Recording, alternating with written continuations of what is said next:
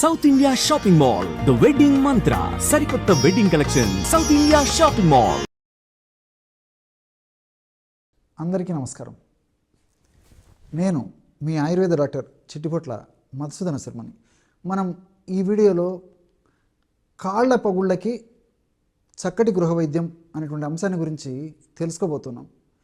ఈ కాళ్ళ పగుళ్ళు లేదా పాదాల భాగంలో వచ్చేటువంటి పగుళ్ళ సమస్య చాలామందిని వేధించి పీడించి మరి రకరకాలైనటువంటి అసౌకర్యాలకు గురి చేస్తుండేటువంటి పరిస్థితి ఏర్పడుతూ ఉంటుంది. అసలు ఈ పగుళ్ళు వచ్చేందుకు కారణాల గురించి మనం స్థూలంగా ఆలోచించినట్లయితే ఎక్కువ శాతం మందిలో చలికాలంలో ఎక్కువగా వస్తుంటాయి. వాతావరణంలో తేమ శాతం తక్కువగా ఉంటుంది. ఆ తేమ శాతం తక్కువగా ఉండడం చేత మన శరీరంలో ముఖ్యంగా చర్మంలో ఉన్నటువంటి నీటి శాతము వాతావరణం పీల్చుకోవడం చేత పొడి పొడిగా తయారయ్యి ఆ పగుళ్ళు ఏర్పడేటువంటి పరిస్థితి ఏర్పడుతూ ఉంటుంది. అదేవిధంగా రెండవ కారణంగా కొంతమందికి వంశపారంపర్యంగా వస్తూ ఉంటుంది. అంటే సీజన్తో ఎలాంటి నిమిత్తం లేకుండా చలికాలం కానివ్వండి, వేసవికాలం కానివ్వండి, వర్షాకాలం కానివ్వండి, ఏ కారణం అయినప్పటికీ మరి పెద్దలకు ఆ యొక్క సమస్య ఉన్నప్పుడు కొంతమందిలో వంశపారంపర్యంగా మరి ఆ యొక్క కుటుంబాల్లో ఉన్నటువంటి ఆ సంతానానికి కూడా కలుగుతూ ఉంటుంది. ఈ యొక్క సమస్య కొంతమందిలో ఉంటుంది. ఇంకొంతమందిలో డిటర్జెంట్స్, ఈ సబ్బులు ఇలాంటివి ఎక్కువగా వాడేటువంటి వాళ్ళలో ఈ యొక్క పగుళ్ళు వచ్చేటువంటి పరిస్థితి ఏర్పడుతుంది. అంటే చర్మం పగిలిపోతుంటుంది అన్నమాట. ఇది కారణం ఏమంటే ఈ డిటర్జెంటు, సోపులు వీటి ఉన్నటువంటి ఈ యొక్క రసాయన పదార్థాల ప్రభావం చేత చర్మం మీద ఉన్నటువంటి లిపిడ్ పొర దెబ్బతిని దానివల్ల ఆ యొక్క చర్మం పగుళ్ళు ఏర్పడుతుంటాయి. అదేవిధంగా మాతృమూర్తుల్లో మహిళల్లో బహిష్టు ఆగిపోయేటువంటి సమయంలోనూ బహిష్టు ఆగిపోయిన తర్వాత వాళ్ళలో ఈస్ట్రోజన్ అనేటువంటి హార్మోన్ తగ్గిపోవడం చేత ఈస్ట్రోజన్ హార్మోన్ తగ్గిపోవడం వల్ల ఈ యొక్క డ్రైనెస్ అంటే ఎండిపోవడం అంటే డ్రైగా కావడం జరుగుతుంటుంది అనమాట. అంటే పగుళ్ళు ఏర్పడేటువంటి పరిస్థితి ఏర్పడుతూ ఉంటుంది. ఇలా ఆడవాళ్ళలో మరి బహిష్టు ఆగిపోయే దశలో ఉన్నటువంటి వాళ్ళలో కానీ బహిష్టు ఆగిపోయినటువంటి వాళ్ళలో కానీ కొంతమందిలో కలిగేటువంటి పరిస్థితి ఏర్పడుతూ ఉంటుంది. అదేవిధంగా పోషకాహార లోపం చేత కొంతమందిలో కలిగేటువంటి పరిస్థితి ఏర్పడుతూ ఉంటుంది. ఏది ఏమైనప్పటికీ మరి నేను ఇప్పుడు చెప్పుకోబోయేటువంటి ఔషధాన్ని వాడుకోవడం వల్ల చాలా అద్భుతమైనటువంటి ఫలితాలు కలుగుతాయి. ఈ యొక్క పదార్థం తయారీకి కావాల్సినటువంటి పదార్థాలు 3. మొట్టమొదటిది కర్పూరం.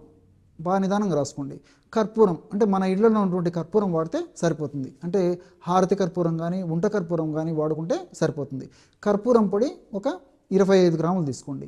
అదేవిధంగా పసుపు కొమ్మలు దంచి తయారు చేసుకునేటువంటి చూర్ణాన్ని ఒక 25 గ్రాములు తీసుకోండి. తులసాకులు ఎండించి చేసినటువంటి చూర్ణము ఒక 25 గ్రాములు తీసుకోండి. ఈ తులసాకుల చూర్ణము మనకు మార్కెట్లో కూడా దొరుకుతుంది.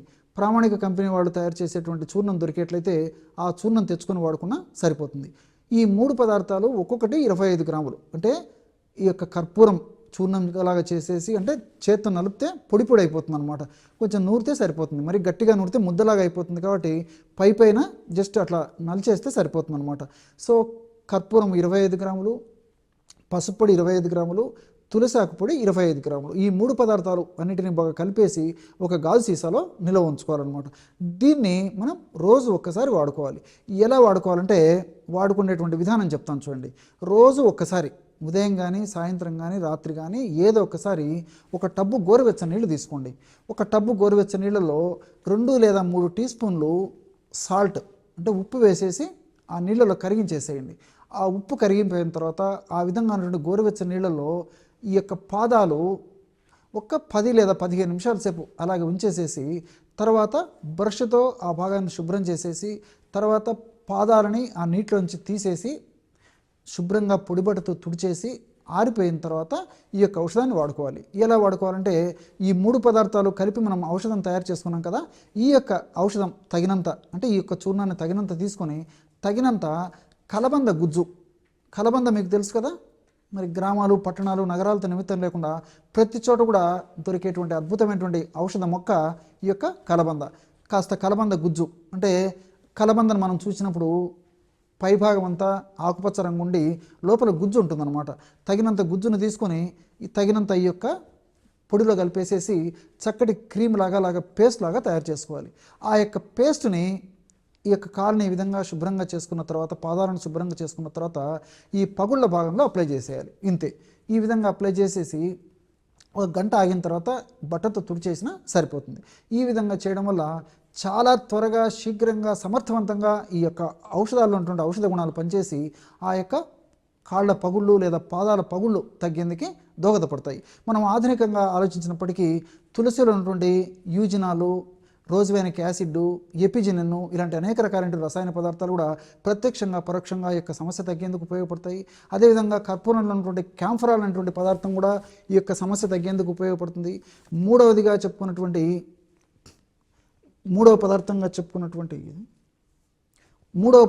చెప్పుకున్నటువంటి ఈ పసుపు, ఈ యొక్క పసుపులో ఉన్నటువంటి కుర్కుమిన్ అనేటువంటి రసాయన పదార్థం కూడా ఈ యొక్క నొప్పి తగ్గేందుకు, అదేవిధంగా ఆ యొక్క భాగంలో త్వరగా హీల్ అయ్యేందుకు, ఆ పాదాల పగుళ్ళు తగ్గేందుకు చక్కగా ఉపయోగపడుతుంది. కారణం కర్కుమిన్ అనేటువంటి రసాయన పదార్థం ఆ పాదాల భాగంలో ఎక్కడైతే ఈ యొక్క చీలికలు పగుళ్ళు వచ్చాయో ఆ భాగంలో కూడా చక్కటి రక్త ప్రసరణ కలుగజేసి చక్కటి పోషకాంశాలను కలుగజేసి ఆ భాగం త్వరగా స్వస్థతనందుకు ఉపయోగపడతాయి.